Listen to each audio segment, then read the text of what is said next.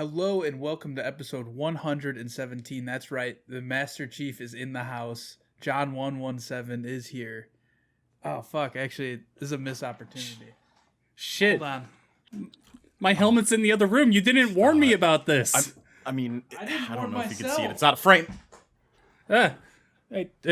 Ah.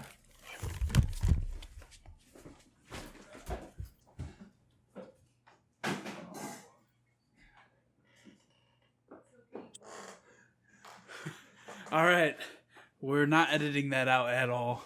Let's go. Absolutely, yeah. We all have the same fucking helmet. I mean, mine's cooler. But okay, yeah, both yours are cooler than mine. Mine's like this little half face thing.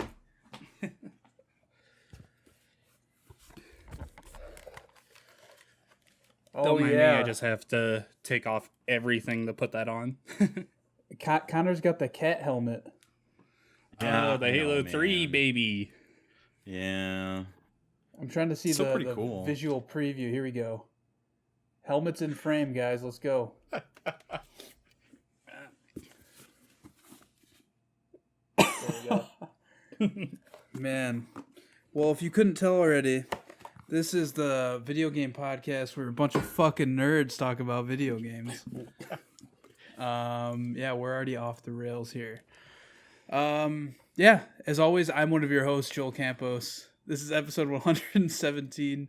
And this week I am joined by the man who did an unboxing video for Mario Kart Live, John Hansen. Yeah, it's pretty cool. You should check it out on our YouTube, Pixel Street Videos, and subscribe to see any of our future content on there. Oh, you mean youtube.com/JPWQ54ST? I don't know. I'm just making that up. I was shocked. I was absolutely shocked. I was like, there's no way he rattles this off right now. I just memorized it. Yeah, even when we get our custom URL, that's it, just because I memorized it. Yeah, we're just going to keep it like that. Let's keep the same one. Make like a jingle to go along I'll rattle it off real quick. It's youtube.com/channel/UCIOV_OQA_LERALP I or L, I can't tell. 6ZHC0FW. There you go. So yeah, go there and just absolutely murder that subscribe button. And then let your grandma know about us as well. She's looking for Mario We're Kart. grandma. She's a nice friendly. lady, and she wants to hear from you. She's worried about you. Yeah, tell her about the Pixel Street podcast and Pixel Street videos on YouTube. And also coming to us straight from Connor's room is Connor Cobb. That's right. It's my room. We've been doing this for how long, and you guys just noticed this sign just now. I mean, shocking I didn't know you to me that your eyes don't claimed work. ownership of it. It's literally my man cave. Like, do you see all the things behind me? It's actually not true. My what I wife's love is computer's right next it's to not mine. like on your door or anything. It's in your room. So like, There's like, okay, hang on. some guest is like, "Oh, what's this room?" he walks in. It's like, "Oh, it's Connor's room." Oh, this is So the bathroom. there's no way to isn't hang it? this thing. There's no way to hang it. There's nothing on the back of it. Oh. It's just a solid plank of wood that says my name on it. And Just that you gorilla want. glue it to your door. Yeah, yeah. Leave it there forever. Is your room going anywhere? I don't think so. Yeah. It is an apartment, so probably eventually. I don't know. Nah, you're staying there forever, man. Whatever.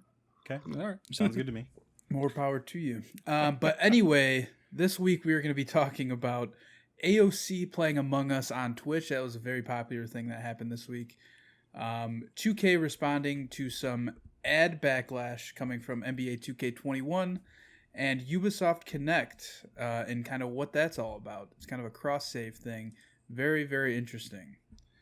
But before we get to that, let's get to some housekeeping out of the way. First, you can follow us on Twitter at Pixel Street. That's where you can tweet us any topic you want. We have two listeners who decided to tweet at us topics this week, so definitely tweet us there or join our Discord. You can find our Discord in our pinned tweet on Twitter.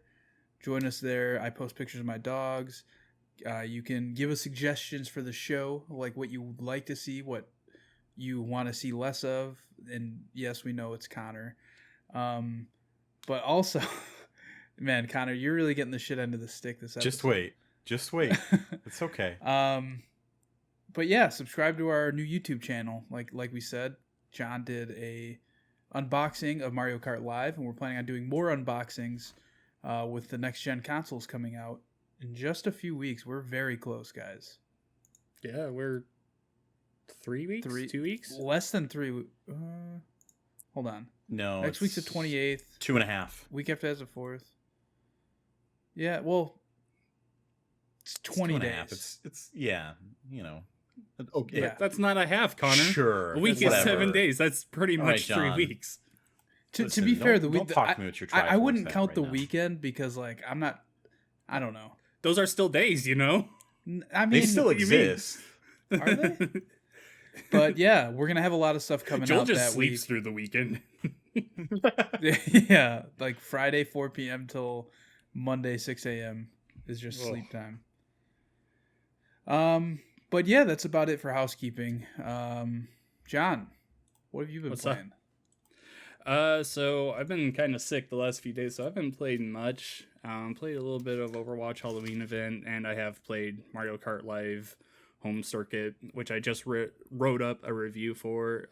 Not sure if it will be published by the time that this podcast goes live, but pretty much it's pretty cool. I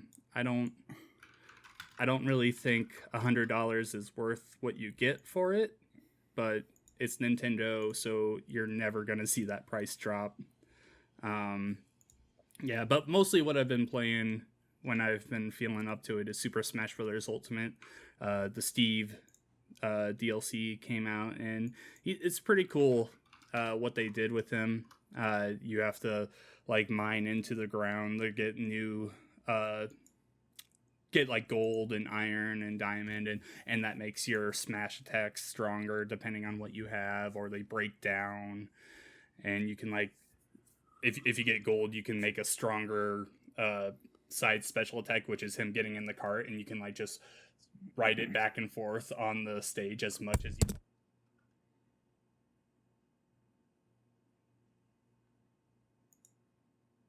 Can you? Lost you.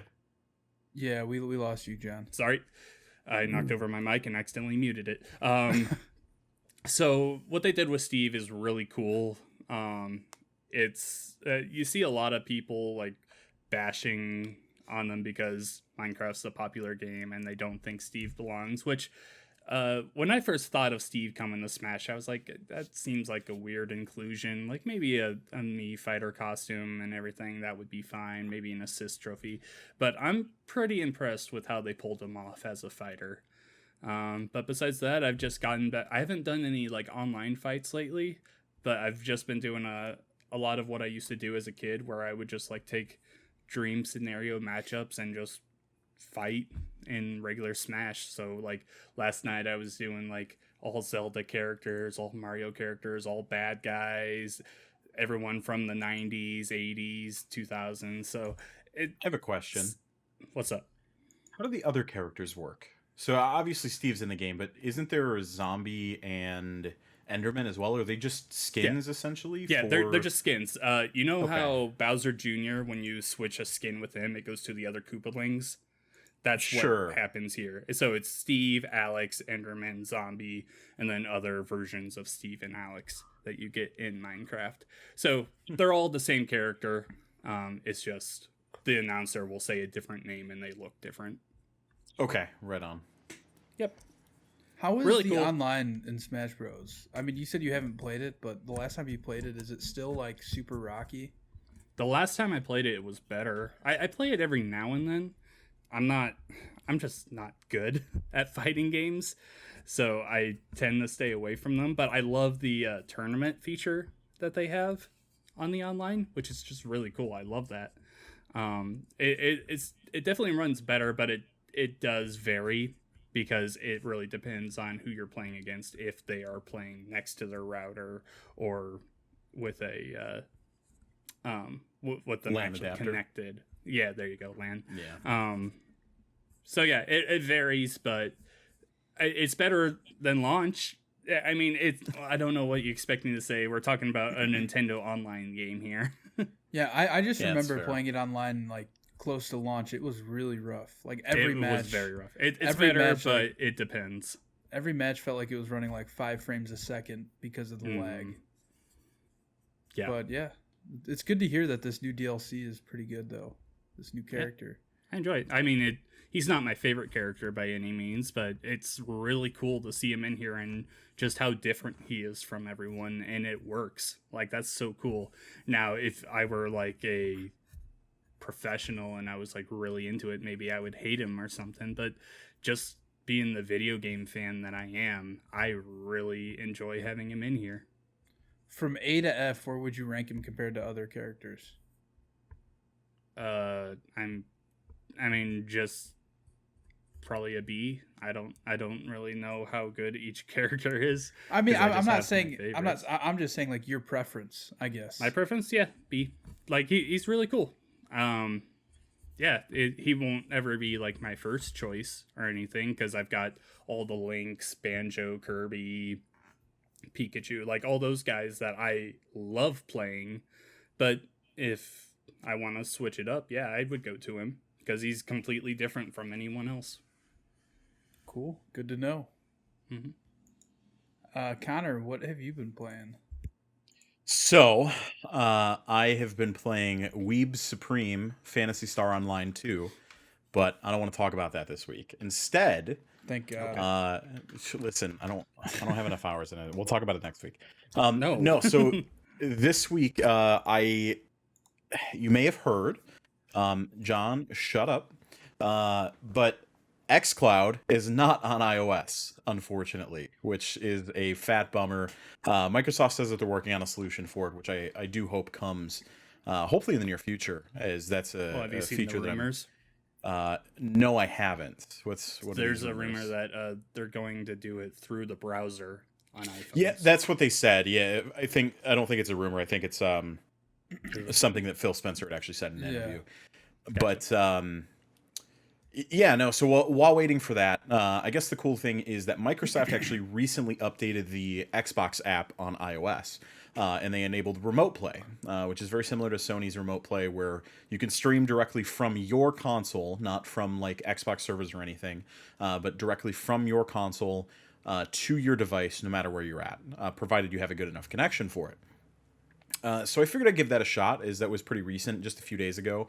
And to be honest with you, I'm kind of genuinely surprised by exactly how well it performed. So I had a little bit of an issue setting it up and getting it all worked out, which is a bit of a bummer because I was hoping for a pretty clean and clear experience with it. There was some weirdness with it not wanting to recognize what console I was trying to play on. Granted, I'm kind of an edge case. I have 2 Xbox One X's, and then I also have my sister's Xbox on my family account as well. So I think that might have introduced more issues with it than the normal user would have. But once I got it set up, it's super easy to jump into. And I can use my Elite Series 2 with my phone as well via Bluetooth. So I took my phone with me, as it's with me everywhere. Took my Xbox controller with me today, and while it was out, when I was connected to Wi-Fi, I gave a shot to Remote Play. And the 3 games I jumped into were Destiny 2, Avengers, and Forza Horizon 4. Destiny 2, I think the input lag was a little too significant in order to really play such a Twitch-based shooter like that. When the connection was strong, even, there was a noticeable input lag when streaming from my console. Graphically, looked solid. I had some visual artifacting and some tears here and there, but it's kind of to be expected with a over-the-network connection like that. They really seemed to prioritize performance over any kind of quality experience for it. So when playing it, it would automatically drop the quality of the game to try and keep my experience relatively consistent and not disconnect me outright, which was really nice. I enjoyed that. But for Destiny 2, I think it's just a little too much input lag on there in order to play anything that kind of requires fast reaction times. The second one I jumped into, Marvel's Avengers, looked great, played great, had not a lot of issues with it. Granted, that game doesn't really have a lot of short timing windows, similar to like Destiny, that you have to worry about. So, that was pretty cool. And then Forza was kind of the one that I spent most of the time in, as that one felt the best. Very quick, responsive experience. Good enough for driving. I could definitely feel the input lag still on Forza, but it certainly was much more manageable inside of a racing game experience. Was able to jump in, play with a bunch of other people. Like, I had no issues connecting to the Forza servers or anything. It was mostly an input lag thing that I kind of encountered. There was some weirdness with the Xbox controller on iOS. I don't know if there's a remap feature, but I did run into the issue where the gosh, I think they call it the share button now, the left side menu button.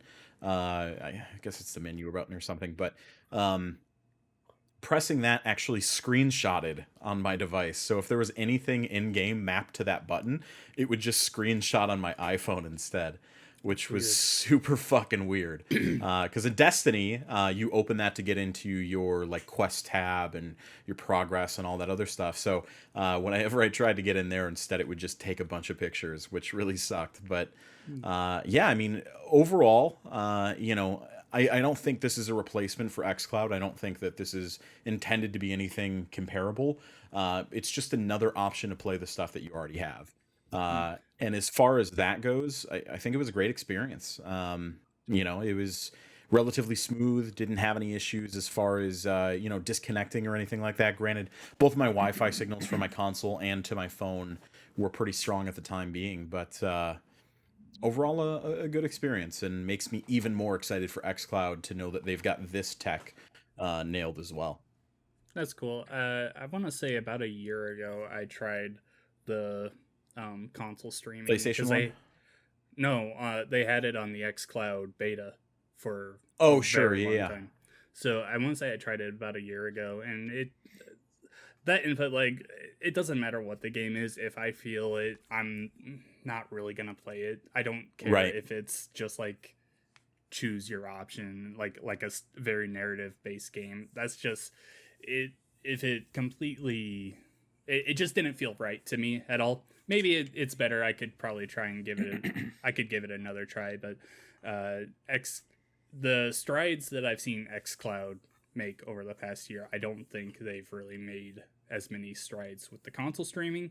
But like I said, it's been a while since I tried it, so maybe I'll try it and report back next week. Well, and I think too, you know, for xCloud, there's less go-between for devices. Like, you know, when you're doing xCloud, you're directly from a server rack to your mobile device. Whereas console streaming, like, obviously there has to be you bouncing a signal to a phone tower, bouncing a signal to your Wi-Fi, bouncing a signal to your Xbox for you to input a controller command, where you can theoretically skip a lot of that on you know, a direct connection like that. So that's why I say I was just doing it in the other room and it was awful. Sure, yeah. I think it's going to be something difficult to use on anything but a good connection, like a really good connection, you know. Yeah. So for sure. I was reading on Reddit, somebody apparently sold like an old Xbox like a few years ago to somebody, and when they opened this app, they were able to access that Xbox, and they could go in and like delete games from it. They could remote play from it, all of this shit, because they like didn't remove, I don't know if it's their profile, they didn't or remove their account from it. Yeah, exactly. Like, they probably had a password set to their account so that the new person couldn't use it, but they didn't remove it. So I guess people are saying, like, be wary if you bought like a used Xbox at some point. Like, make sure that there's no other accounts on that thing. Well, no, because I will say, if you're going to sell your account, just format your console. Yeah, like, well, yeah, exactly. do. I mean, that makes I sense think for us, also but like for suburban the moms who have layman, no idea, who are selling it on Facebook, right? They don't know that. Yeah, one of the options that kind of address that issue, when you enable console streaming on your device, your Xbox, it actually asks you who you want to, like, what type of connections you want to allow. It asks you if you want to allow any device to connect, or if you only want to allow ones that are signed in actively on that Xbox. So there is a bit of a security net there. How effective it is, I don't really know the answer to, but they did at least give an additional option to kind of lock down some of that. But it's interesting. I really didn't consider that scenario, and that would That'd fucking blow to have somebody just remote in and delete all your stuff, or play all your games and like screw up your KD or something.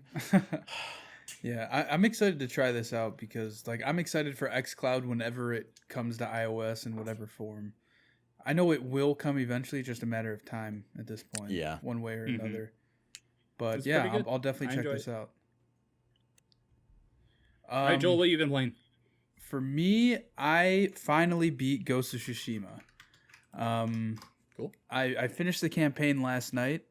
Kind of what sparked me to play it again was the new update that came out last Friday, Ghost of Tsushima Legends, which is a free DLC for everybody who owns the game. It is really fucking cool. I don't know if you guys have seen anything about it at all, but that's the multiplayer mode, isn't it? Yeah, it's multiplayer. And like when they announced it, I kind of had this idea that it was essentially just going to be, you and up to 3 of your friends running around the open world. But it's not that at all. They have like separate story missions for it. There's not that many story missions, but there's separate story missions. There's a raid. I think 1 or 2 raids you can do that they're not out yet, but they're coming soon. And then there's I forget what the other, and then there's survival mode, which is essentially Horde, but in Ghost of Tsushima, which is pretty awesome. And then there's one more mode, I forget what it's called, but it's like endgame, just below the raid, of what you can do. But yeah, they have like a loot grind, kind of like how Destiny has, like that type of game where like you get, you start with just a gray, katana. I'm trying to think of all the pieces of gear. Katana, armor, stuff like that, and you can level up like green. You can get a loot drop as a green, blue, purple, and then I think there's gold, but I'm not sure. I haven't gotten there yet. But yeah, like they have that loot grind there that I love in those types of games. So I'm very surprised at how in depth this DLC is. But I'm also very glad that they did not advertise this as being part of the game before it came out, because I feel like that would have been very misleading for people who are looking to buy this game as kind of like a Destiny 2 clone type thing, when really it's not as in depth as a game like Destiny, but it has all those features, and it's got its hooks in me quite a bit to come back and play. And you don't play with your single player guy, so the story is essentially that there were more than just one ghost back in the day. There were many of them, and this is kind of them working together. There's 4 different classes. There's samurai, there's assassin, there's ronin, and there's hunter. I believe I don't know if it's called hunter, but it's a guy with a bow essentially. But yeah, and each class has its own kind of abilities and stuff for to switch it up in terms of the play style. So yeah, I'm loving it. It's really cool. It's really interesting too. Like awesome. I'm just impressed that they were able to bring something so in depth for a multiplayer. I would have been very happy with just, like I was saying, having 3 of my buddies be able to join me in my single player story and do missions. Yeah, I wonder how much of this was maybe part of the original design, or kind of spun out of the design as its own thing. I think it's really cool of them to add something to this magnitude to the game, because I think in a single player game like this, it's very easy to tack on one of those types of experiences and call it DLC in some way, shape, or form. But correct me if I'm wrong, this is entirely free, is it not? Like it's just an update that they put out. Yeah, it's just a free DLC. That's so cool, for them to spend that much time with it and give a diverse experience that wasn't in the base game is super, super cool. It's something that I definitely want to check out. I really need to get into my copy of Ghost of Tsushima, and I just haven't got around to it. But this might be enough. You have the mask behind you, man. Come on. I know, man. I've got the pop I've got figure it downloaded too. and I haven't even started it. I mean, honestly, at this point, I'd say just save it for your PS5. That's kind of the fence I'm on now. Yeah, like it may Connor, not have maybe that, you and I will run through the multiplayer. It may not have that big of an upgrade, but it'll be something to play on your new system that you'll tell some difference with that new solid state drive. I think it is 60 frames a second too on the PS5. Is it being upgraded? Yeah, I think they announced that it is getting a free upgrade, so that cool. might be worth it to hold off on. Damn it. But yeah, I mean the multiplayer that they added, like this Legends mode, is very in depth for being something that's free, added after the fact. You know, like the fact that they weren't marketing this game as having any multiplayer at all before it came out. And then once it came out, they kind of said, I don't know if they said or hinted that there was going to be some sort of co-op later, but this is way different than what I was expecting. So yeah, I was pleasantly surprised to hop into this game mode. That's awesome. Yeah, and like there's like a gear score, like you're light in Destiny, all that stuff. You have to be certain gear score to be able to go into certain language. Yeah, you have to be certain gear scored in order to get into certain like story missions and events, survival modes. Just what I want. And the raid gear game. You got that in Marvel's Avengers, okay? I know, and I complained about it there. A game I like. John, when's the last time you played that? What? Avengers? Yeah. All right. This conversation's over. Long enough. It's probably been about a month. It's probably been about a month by now. I don't think I've played it since like the first 2 weeks it came out, honestly. Yeah, I went through, I beat all the missions and all the end game missions, and then I was like, okay, I'm done until the Kate Bishop stuff comes out, which they said they just delayed until November. So I'll give it a try then when she comes out. I was gonna say, wasn't that supposed to be out by now? End of October? They just recently delayed it to November, and then also the next gen versions of the game are delayed into next year. Whew. Yeah. Not looking good, man. Anthem 2.0. That's I really like. Somebody put out an article and their response to it was, "We're confident players will return." Yeah, they're confident players will return when they get the added heroes in. That's what I think it was. The head of the development team was saying that. I think even if you feel like that, you really shouldn't say that because he probably just jinxed the fuck out of it. Yeah. Now I'm not going to play it just to fuck with them. You still have to remember, this is Marvel. Like, there are many. Yeah, I'm sure people will come back. I just think it's very pompous to assume much of anything, especially when games like Anthem exist. You know, they were also being asked about. So the Steam player base has just fallen off a cliff. Yeah, it's sub 1,000 on PC. I don't know about on console, but on PC it is bad. So that's really what he was saying that in response to. So right. It is what it is. One final note, I personally feel like I got my $60 worth just in the story, honestly, because like I enjoyed that story so much more than I was expecting, because I had no idea who Kamala Khan was before that. So yeah, really made me excited for the Ms. Marvel series that's coming up on Disney Plus. The end game stuff is not that great. It's very rinse and repeat kind of stuff, but I went through it and I enjoyed it.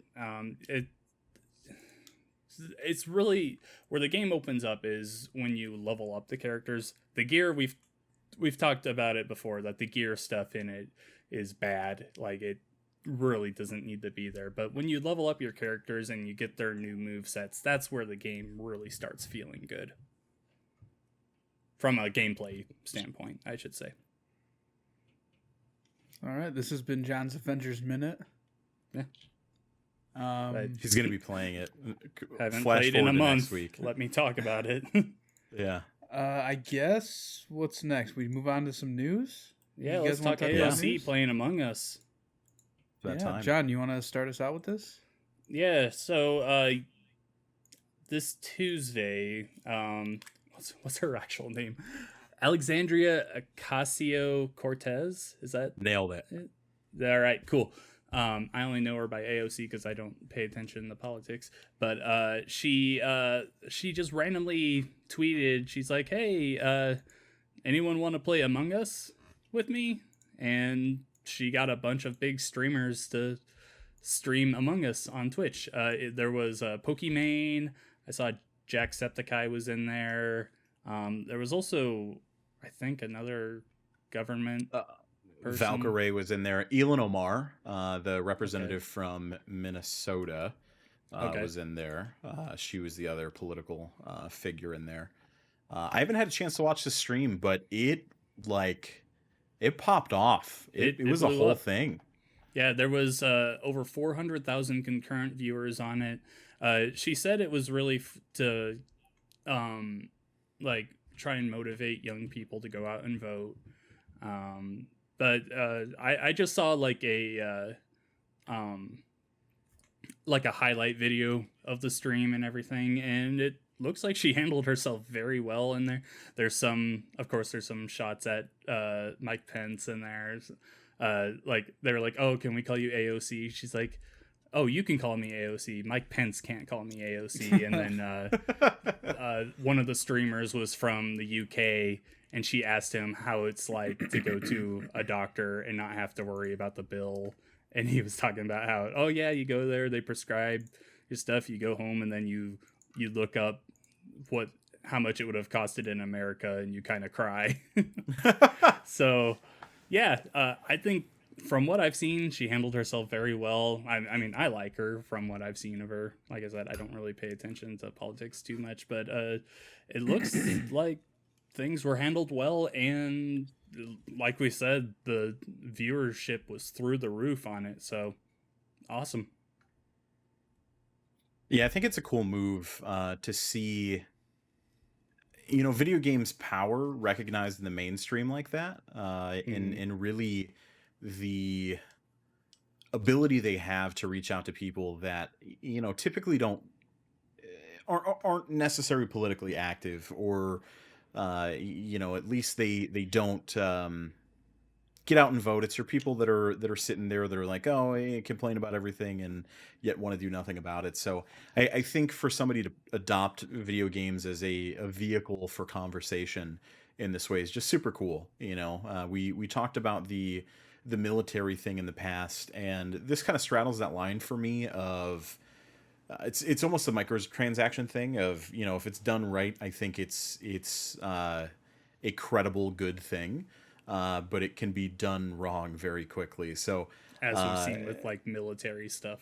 Right, exactly. So, it's good to see that it went fine. There wasn't very many issues for it, and she got the message out that she was trying to get out, or at least, hopefully did. So, yeah, I'm all for it. Video games are awesome.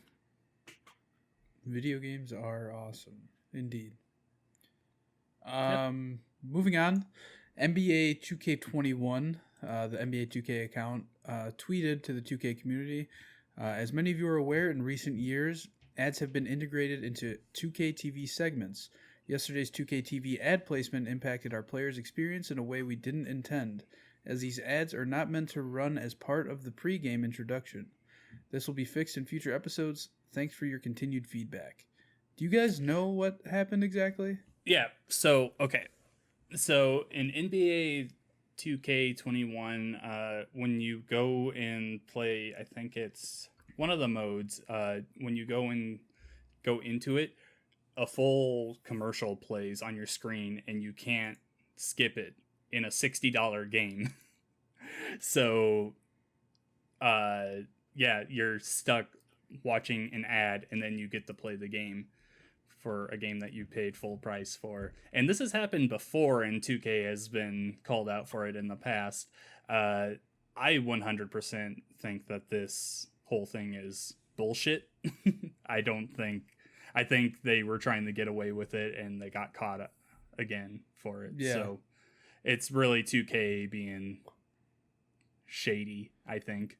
I agree. If the backlash wasn't big enough, they would have never taken it out. Yeah, they would have just left it right there. Yeah, they know exactly what the fuck they're doing. Mm-hmm. Yeah, like, this is a $60 game. Why do you have commercials playing in it? Like, it's one thing to have ads, like, on a banner in the back and everything. Like, that's fine. Okay, you get your money and everything. But it's literally... here, let me...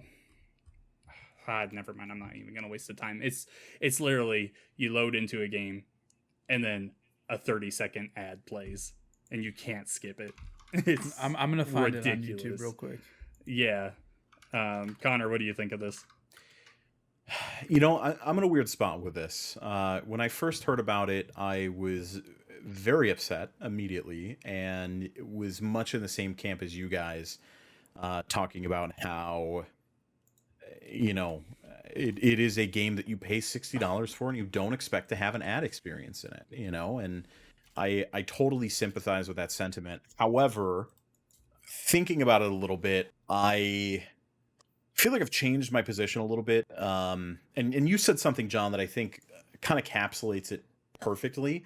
And that's, if there are banner ads around the arena or there's some kind of in-game advertising or whatever, that's fine. That's not a problem. If they want to strike an ad deal with Nike for all the players to wear Nike shoes inside the game, then I don't give a shit. I really just do not care about things like that.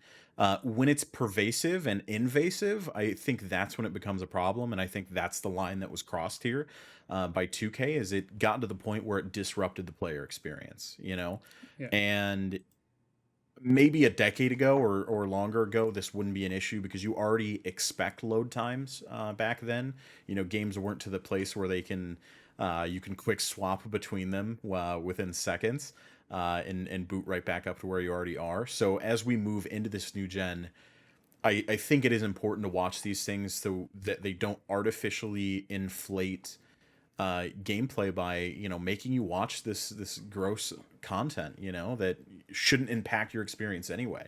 That said, the conversation around video games pricing strategy has been more active this generation than any other generation in the past few decades or so, because people are wondering if it's time for games to go up from $60.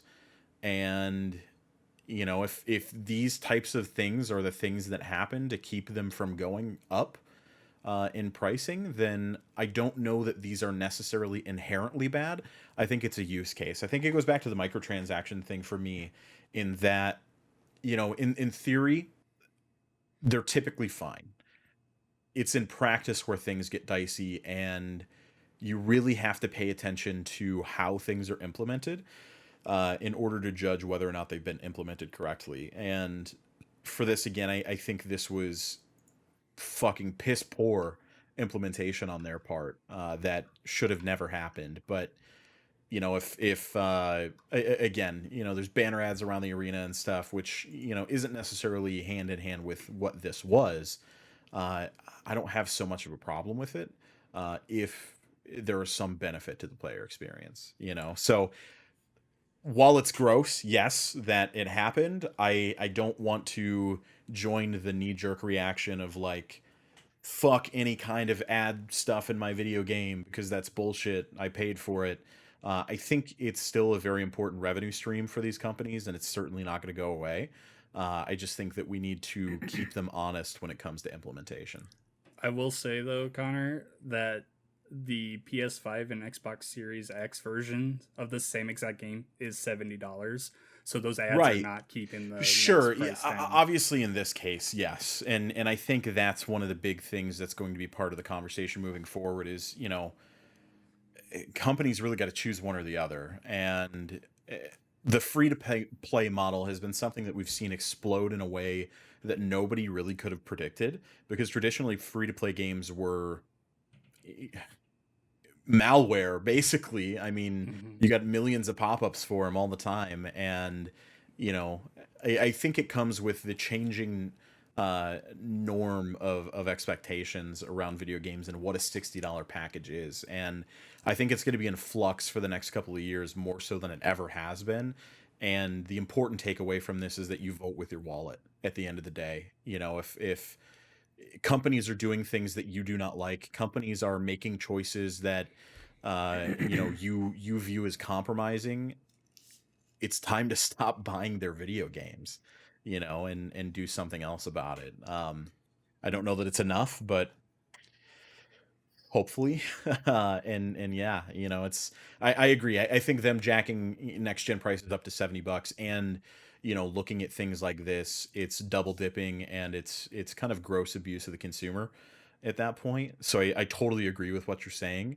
I just think that there is some benefit for the developer in there that has to be considered, instead of just saying no, ads are bad, blanket ad nauseum. never do this thing. I think there is a middle ground here that can be taken, and I wish 2K would have taken it. You know, I have a, My I have a whole question thing for is- you guys. Oh, go ahead. Has there been advertising in a game that you've actually enjoyed? What do you mean exactly by advertising? Do you mean Noodle just Cups like and ad Final placement? Fantasy 15. Yeah, stuff like that. Like for me, in Rush 2, they had Mountain Dew cans on every map as like a collectible. And so that was Pepsi Man their... the game. Sorry, what was that, John? Perfect. Pepsi Man the game. The ultimate advertisement. Yeah, cool spot. The Cool Taco Bell spot, game, man. Sneak King. No, cool spot. Cool spot's the one. 7-Up, baby. Yeah, I think that there's a way that companies can go about it that personify the brand and do cool things in the video game space that aren't predatory. And I think that's the difference maker. When you think about the like cool spot or the Burger King sneak games, I'm gonna say it. I love the Burger King games. I think they're the dumbest pieces of software to ever exist, yet simultaneously some of the coolest. How that much did recent those tease cost? with him like looking in the bag and Like everything. $5-10 I was like, oh please bring new Burger King games out. Yes, that would be amazing absolutely. right now. Yeah, like $5-10 is what they cost. They were $3 a piece. Oh man, that's You awesome. could go into What a Burger steal. King and buy these games for $3 a piece. Yeah, and people loved it. I loved it. These are the Xbox exclusives Microsoft needs. Yeah, They're buying Burger King next. Yeah. Oh hell yeah, I'm into it. Yeah, I mean, that illustrates an important part there. That I think these types of relationships can be struck up in a way that isn't predatory and invasive, and that's what I would like to see. I think if 2K is not careful, because they also tried it with EA too, right? Do you guys remember UFC 4 had ads in it? We talked about this No, like never played 'em. 3-4 months ago. Yeah, I Did we? remember talking I about don't it. remember. But Oh, hold on. John doesn't remember. Hold at on. all. I want to talk about the crime that is on my screen right now. IGN Connor's room? gave Pocket Bike Racer a 4 out of 10. Wow, That's too fucked high. up. That too high? No, dude, that's That's way too too high. low, man. Oh, come on. That game was bad. Yeah. Dude, I loved Pocket Bike Racer. Yeah, but John, how many games do you love that are bad? None. They're all perfect. Don't lie. True. All right. Yeah, I think that we're all in agreement, though, that ads in games are typically a bad thing, unless it's, like you were saysaying, Connor, like, The way that Nike they carried it out shoes. here was completely wrong. And I Yeah. real quick, we can move on after this. I really want to point out their messaging here, saying that it wasn't intended to be in there. If it wasn't intended to be in there, You don't where accidentally else, enable that. where else was it going to be? Yeah. Like, I just Yeah. had a video up, and the dude launched a game, and then it just played a advertisement for the Oculus Quest 2. Yeah, that's the big one. And it said at the bottom right corner that it was loading, but like they could easily just like, you know what I mean, say like, oh, it's loading, here's an ad. And then right after that, they went into like the animation for like the 2K whatever Yeah, they were like yeah. loading into. So it's, I don't know, it's so weird, man. I really think it's 2K trying to get away with a little extra, and when they get called out, oh sorry, that was a mistake. Yeah, we didn't mean to do that. I don't buy it it's for a something second. companies have been doing for a long time. Accidentally enabling something, like when Fortnite accidentally enabled crossplay. Yeah. Bullshit! You did it on Whoops. purpose. And Someone thank God left the for light that. on. Thank God for that, because that opened the fucking floodgates. Right? Yeah. All right, let's move on. Connor, you want to take this next one? Yeah, sure. So this one's kind of a wild one. I was not expecting this today, much less I wasn't expecting it from Ubisoft. So this article comes from Matt Kim over at IGN, and it reads, Ubisoft Connect is a next-gen Uplay with cross-progression and digital rewards. Ubisoft has announced Ubisoft Connect, a new player service that combines and expands upon its two existing digital services, Uplay and Ubisoft Club. Players will be able to track their progress in any Ubisoft game while earning exclusive rewards through its loyalty program. Ubisoft Connect is a new universal interface, quote unquote, that will be available on all platforms and work with all Ubisoft games, starting with Watch Dogs Legion. With a single button press, players will be able to pull up a refreshed in-game overlay on PC and consoles that features all your standard overlay toolkits. Track your activity, see your friends are online, and check in on a game's community. Ubisoft Connect will also provide Smart Intel, which is a feature that delivers gameplay tips and videos based on a player's game activities, not unlike the new game help feature and the PS5 UI. So yeah, this is got a whole lot of stuff going on with it. The press release is a little bit lengthy, and I certainly don't want to get into all of it, but there is one paragraph I want to hit here that I think is the most important takeaway from this entire thing, and that says, Ubisoft Connect will also fully embrace cross-platform features, including full cross-progression, cross-platform friends list, stats, and leaderboards.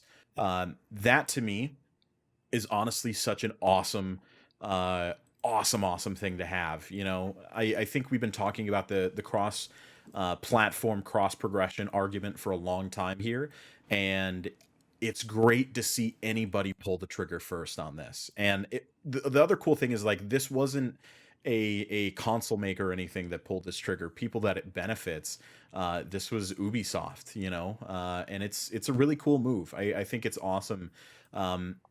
How often it's going to be utilized, I think that's a big question, because typically Ubisoft games are kind of a single player experience, and you know, I don't really see myself bouncing back and forth between, you know, obviously Rainbow Six Siege exists, but you know, most of their big ticket items are single player experiences, and I don't see myself bouncing back and forth between multiple platforms for something like that. But the fact that this is part of the conversation just pushes things in the right direction, and I think that's super important here, because crossplay without cross progression just really sucks, you know. Yeah, I agree with you a lot, because like most Ubisoft games I play, if not all, you know, besides like the Division, but I don't play that anymore, that they're all single player games, and I'm not trying to buy that same game on multiple consoles. Like, Yeah, like if this were something like Overwatch, hell yeah, like I already own it on 3 consoles, or you know, 2 consoles and a PC. So I would yeah, love for something like this to be integrated to that, so that I have more incentive to play other places other than my Xbox, which I have most of my unlocks on. But hmm yeah, like something for this, what excites me most about this is that this Uplay thing is actually like an overlay in the game, because every time I don't know, like the last Assassin's Creed I was playing, I would never think to go to Uplay to get like the free like unlocks that you would get for getting these Ubisoft points or whatever they're called. Just because it's a whole separate app, and it's just like a pain in the, like, yeah, it'll take me 30 seconds to get there, but I don't want to go out of my way. I'm trying to play the game right now. Whereas if it's something like this where it's so easy to get to and unlock, like, yeah, I'd be more incentivized to go there and actually do those things. Man, I've been using Uplay for years, and it's great. It's awesome. Yeah. Honestly, I totally agree. It being another layer deep sucks. So that's another cool thing about this announcement. But they're doing some really cool stuff with the Uplay experience, and I'm glad to see them continue championing that, because you know, nobody in the industry is really doing anything to reward players additionally for playing their titles outside of the standard experience of, like, oh hey, you played this game, here's a free gun in our next game, buy it, fuck you, you know. Yeah, no, this is a really cool. This is a really cool thing coming out from them. I like Uplay. I've used it a lot for Assassin's Creed games in the past, like getting just little extra goodies. It's never anything like amazing or anything, but it's cool. Like, I play through quite a few Ubisoft games, so you get enough points to just pretty much get everything in the next game. So it's like, okay, might as well. Yeah, no, this is a really cool announcement. I'm excited to see it, how it works in action and everything. Yeah, just I've said it before, I'll say it again. Like, crossplay is cool, but we need cross progression and everything. Like, even if like we don't play Ubisoft games on other platforms besides our Xboxes, like, just having the option there, that's so cool. And I agree. that's really what we need. I think also too, it's important to note that we are right at the cusp of a new generation, and while backwards compatibility is more present than it has been in the past, there are still companies and developers that are making that cross progression or transfer at least a very crappy experience. The one that jumps to mind immediately is the whole Control situation with their Ultimate Edition and all that stuff. And just having a developer champion cross progression in this way, in the face of potentially having games that you have hundreds of hours in not carry over to the new generation, and everything else is essentially compatible. It's just good to have somebody holding that conversation. And like you said, John, I think that them being primarily first player games or whatever, totally beside the point. Having the option is what's important. Being able to take something like this into consideration, I think that's just super cool. And I'm again, thank you so much for Ubisoft to even consider doing something like this, because they didn't have to. This isn't something they had to put work into. This isn't something they had to do. Their games wouldn't have suffered had they not done this. But they were the first ones to pull the trigger, and I hope it becomes the norm. Yeah, it almost seems like they took this whole issue into their own hands instead of just waiting for, Microsoft or Sony, to play nice to be able to do something like this. Yeah. They just kind of took it into their own hands. Provided their own solution. Something like this is really nice because, one thing that pisses me off is Spider-Man on PS5. My save isn't going to come with me from PS4, which is really, really shitty because I put a lot of time into that game. It's a completely different game. They got a new Spider-Man face. Don't start me. I will bitch and complain. You don't want this. I just now do I have to play through the whole game again if I want to play the DLC? Because I was save the DLC for PS5 now because I played through one of them, but not. I think there's 2 or 3 DLC for that game. 2, I want to say. But I don't know. Either way, do I gotta play through that whole game to play the DLC now? Or if I go straight into the DLC, is that gonna fuck everything up? I don't know. Yeah. Not excited for that. Yeah. But it is what it is. Yeah. So yeah, with that, let's get into some quick news. First up, we have Phasmophobia. Phasmophobia hackers are taking over lobbies. I don't even know what this means. What are they doing, John? They're taking over lobbies. Yeah, but what are they doing? I had it. Roll credits. Yeah. So I've been seeing a lot of this being talked about lately. I've never played Phasmophobia. I have no idea what it is. But it's much essentially a Ghost Hunters game. Okay, well, what hackers are doing, they're raiding lobbies, spawning in extra jump scares, and just ruining the game in general, people are saying. Okay, yeah. That's a bummer. Let's see. Oh, jeez. I just found a screenshot of a game where a hacker put in over 15 people and 100 ghosts in one room. So it's just utterly destroying the experience. Yeah, just completely ruining it. So that's a bummer. That's a game I've played maybe 3 hours of it, 4 hours total, maybe so far. But that's a game I'll never play with randoms. I'll never join a random lobby. I'll never host a random lobby. I would only play it with my friends. So for me, this isn't a problem. I'm not a fan of hackers unless they're making fun hacks with their friends.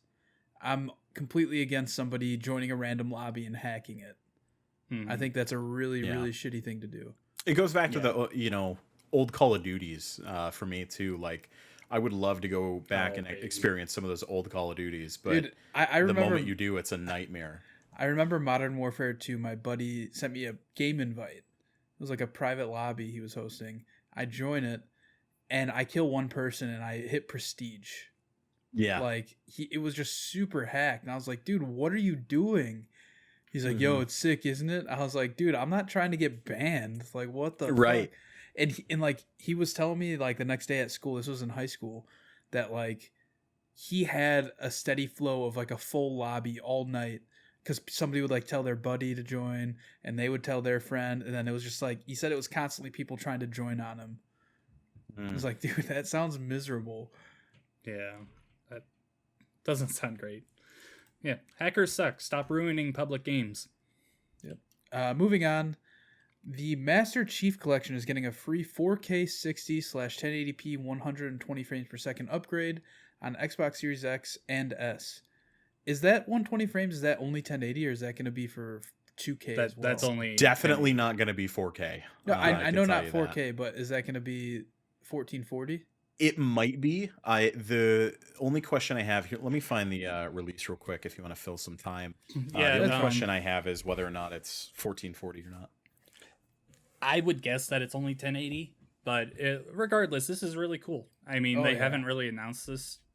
They hadn't announced this at all, I don't think. So this is just really cool stuff. I mean, who doesn't love the Master Chief Collection? It's got some really great games in it, and just being able to play that in even better resolution than it already is at, like that's just so cool. The way this game has evolved over the years it's been out is insane to me, because it launched everybody from huge being disappointment to what we have now. It's amazing.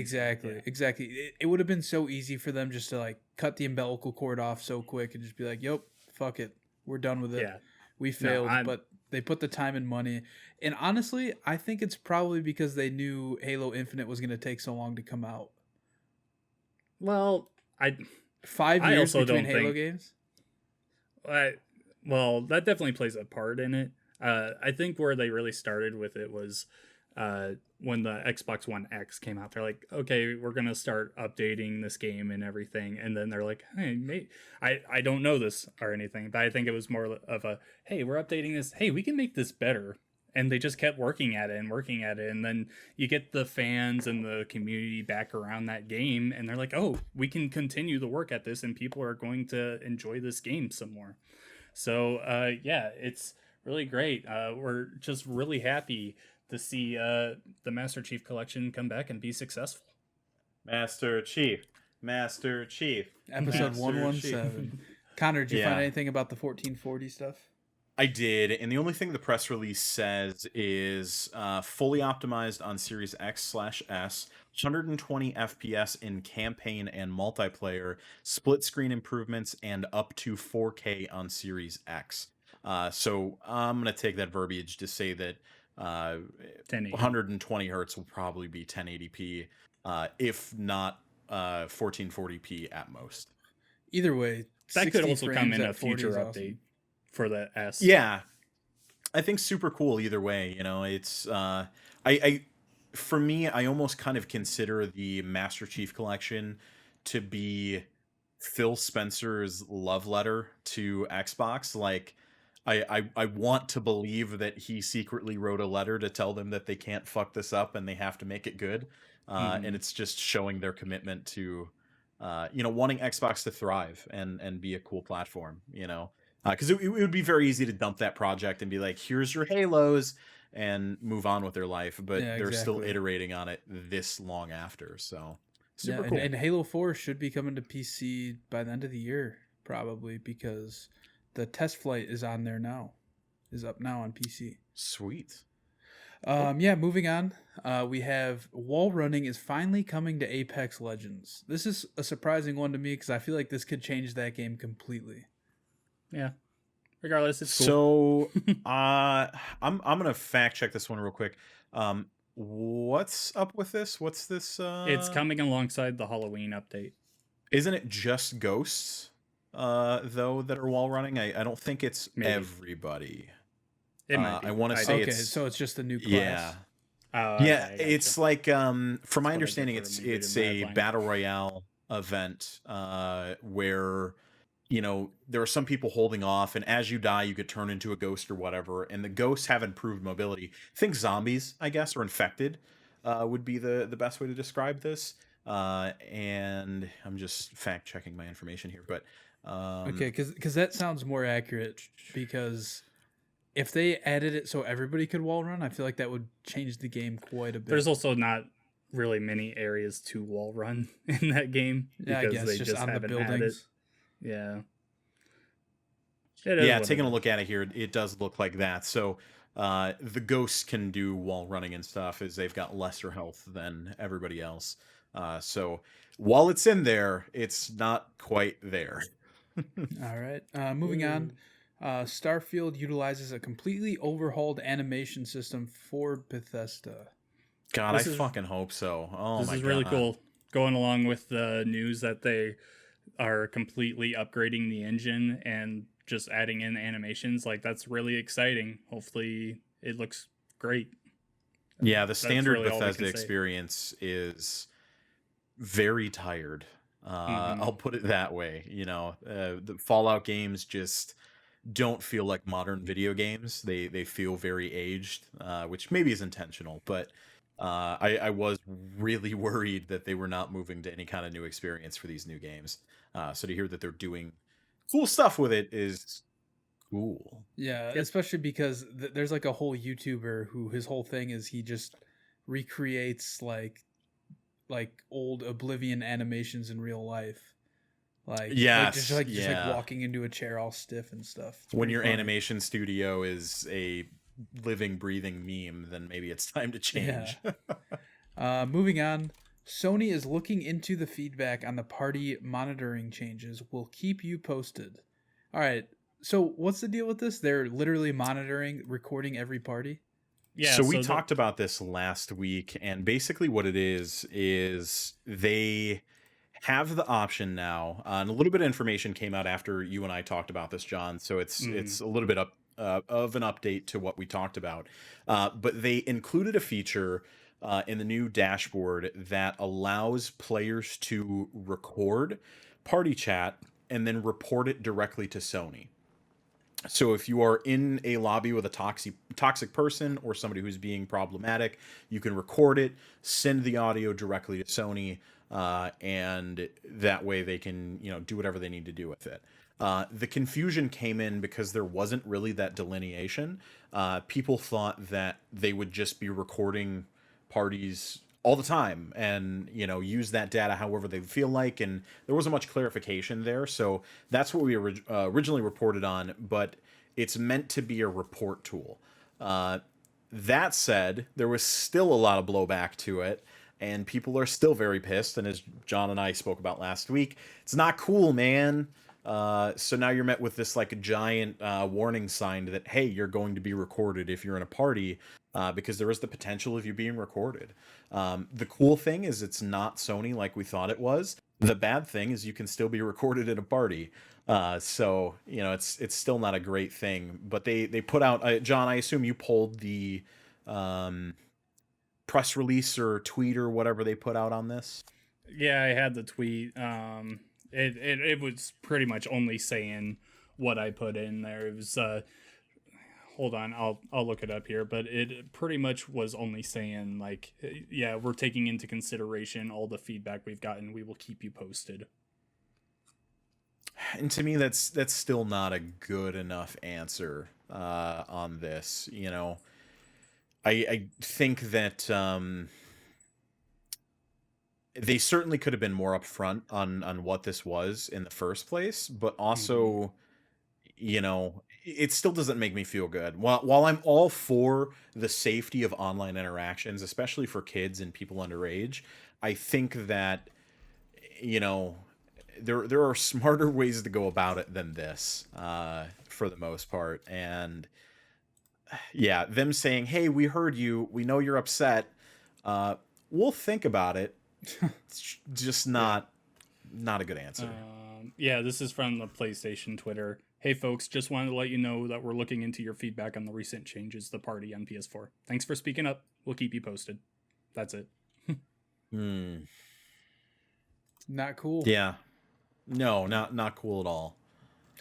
All right, and we are going to go into the topic of the week, which is from Kendrick Hints on Twitter. This will be the last thing we talk about today. Kenny asks, he wants to know what the meaning of poggers is. So I found, where are we? So I found a whole article about fucking poggers. Wow. So to sum it up, if you're watching on YouTube, you can see in the highlighted area, poggers is a variant of the original Twitch.tv emote called PogChamp. The word poggers is used to express excitement during a game when something exciting happens. This can be used either seriously in the case of a real death, or ironically, in the case of a player in-game death? What? Yeah. In mine and Connor's friends group chat, there's a bunch of guys there's a few guys that are in college, and they say this nonstop, and it is what it is. I guess I'm an old man. I'm just like, Yeah, I know. whatever. Like, just say sweet or cool. Just like whatever, man. like if I was 5 years younger, would I be making TikToks and saying poggers every other word? Right? It's literally all they say, and I'm like, okay, whatever. On this week's episode of Pixel Street Shows Their Age, Absolutely. yeah, We find out what poggers means. Yeah, it's basically excitement. It's It's like just you a said, Twitch way of it's the saying whole cool. thing. Internet verbiage moves fast, man. I have a hard time keeping up with slang anymore, and yeah, I admit it. I had to Google the poggers thing when that first blew up. Granted, that was a while ago, but wow, people are constantly inventing new words and new meanings and stuff. I wonder if this is in the dictionary yet, because they will put cultural flashpoints in the It's not in dictionary. there yet. Is twerk in the dictionary? Probably. But I did pull up the Urban Dictionary if you want to see what's in there. So you got your usual used by streamers, emo, blah blah blah, excitement and everything. But actually, the top definition for poggers is when your wife's boyfriend lets you sleep past 8 p.m. Wait, what? It's You heard poggers. that right. So I'm going to leave you with this little gem to lead us into the sign off here. Twerking is in the dictionary. It's in the Merriam-Webster dictionary. It's on their website. It is clearly defined. You can you know what? I'll read it for you. Right. Sexually suggestive dancing characterized by rapid, repeated hip thrusts and shaking of the buttocks, especially while squatting. This has been Know Your Meme with Birch. Carry on. And this has been episode 117 of the Pixel Street Podcast, where three old fucking nerds, I guess, learn about slang on Urban Dictionary. And love Halo! Yeah. As always, follow us and our Master Chief helmets on Twitter by going to @PixelStreet over there. Also, check out our YouTube channel. We're trying to get to 100 subscribers so we can get that sweet custom URL. And we're going to be posting some videos with all these next-gen consoles coming up. We're planning a whole week of videos during that launch week. So, yeah, definitely check us out there. And also join our Discord. You can suggest topics for the show and all that good stuff. Follow me on Twitter @Campo63, twitch.tv/Campo63. I've been streaming a lot lately. Just got a new capture card, so that's fun stuff. Connor, where can the good people find you? The good people of the internet, not the bad ones, only the good ones, can find me on Twitter and Twitch @TheRealBirch. That's Birch like the tree without the I, BRCH. Come hang out, follow us, join the Discord. We'd love to have you. I know we've already started talking about what the next community night looks like. We'd love to hear your feedback on it. If there's something you'd like to play or something that you'd like to see us play, we want to know about it. I won't But give we're any playing hints, Rocket League in November. but damn it, we're gonna play with fucking RC cars. I'm gonna go to bed. And John, what about you? You can find me on Twitter @RevXShadows. Like I said earlier, I have a Mario Kart Live Home Circuit review going up on GamePer sometime this week. Hopefully sooner rather than later. So look out for that. All right. This has been episode 117. We will see you right here next week for episode 118. 118. What? We got masks for that one? You know it. All right. I'll That is find all. something. I Bye. don't have a dumb joke for this.